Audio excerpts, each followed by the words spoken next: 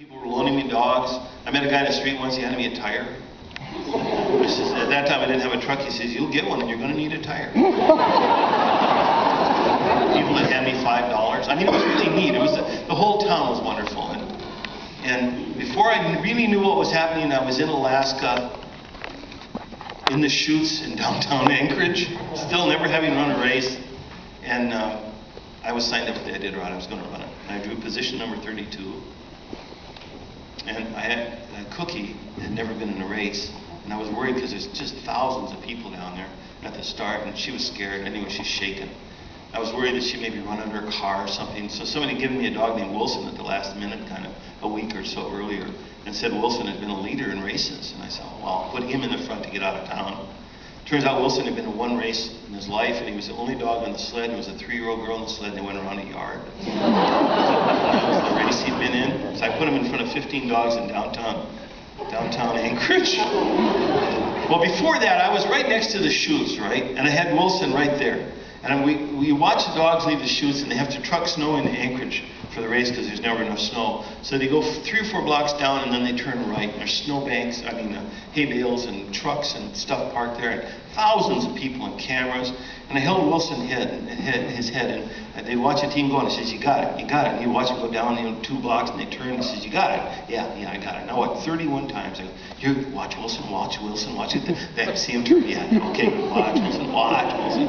And I thought, when I'm ready to go, I put him in the chutes, and there's a picture of me leaving the chutes. It's great. Wilson's tongue is back here. He's just like this, we're going to Nome. We're really going to do this thing. He doesn't even try the turn. He blows a hole in the crowd. And right away, we're off the snow, and I can't stop the dogs. I'm grinding the snow hook on the asphalt, trying to get the anchor to hold, and it won't. I'm hooking car bumpers, which are plastic. I'm popping car bumpers down 4th Street. Boom, boom. I try stop signs. Bang. Okay, long story short, I get lost in Anchorage. Everybody else takes like 30 minutes to get out of town. I wandered around Anchorage for 4 hours, 4.5 hours trying to get out of town. I went through a guy's yard. I went through a guy's carport with a whole team. He was washing dishes in a kitchen sink, and I just went by the way. It was great. Just so insane. There's a Cocker Spaniel in Anchorage that never left his house again, I'm sure. He was in the kind of backyard, and we came around a corner, and he went woof, and the whole team.